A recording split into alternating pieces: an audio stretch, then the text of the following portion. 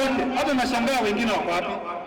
Wale magovernors ambao waliingia na ODM na Azimio, shame on you if you are not here today. Hii ni wakati ambaye revolution haitaki ujinga. Kama umeamua ni kupigania haki ya watoto, usimame uhesabike. Hii kazi ya kukimbia settlers, you are going to just make a fool of yourself. Devolution is clear. Saa hizi tunapigana tutume pesa mingi. County government, you have your own money. Enhance on your own source revenue. Wachana kukimbia kutafuta hii pesa. Let me tell you, saa hizi plan ya Ruto ni kuharibu devolution. Angalia Senate Kenya anafanya.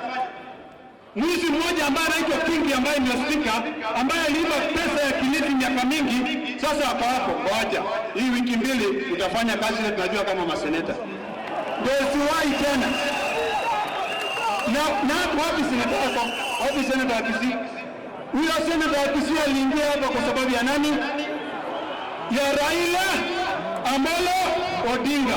Mimi naomba, wakati wa revolution imefika, wakati wa kukomboa Kenya hii njaa imekuwa mingi sana. Tuseme enough is enough. Ama namna gani? Hebu nione vijana wala wako na njaa ni wangapi? Si nyinyi wote. Mkiona Ledama amesimama hapa, kweli anaogopa kitu? Basi si mtusaidie kabisa. Ama namna gani? Hebu rudia after me, sema Ruto must go. Suinua mkono ama ndani kuta rungu. Sema Ruto must go. Ruto must go. Na hii revolution haitaki irritants. Sasa waje nimalize nikisema hivi.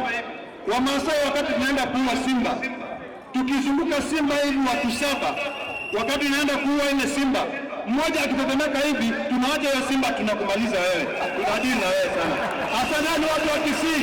Nione mkono Raila Amolo Odinga.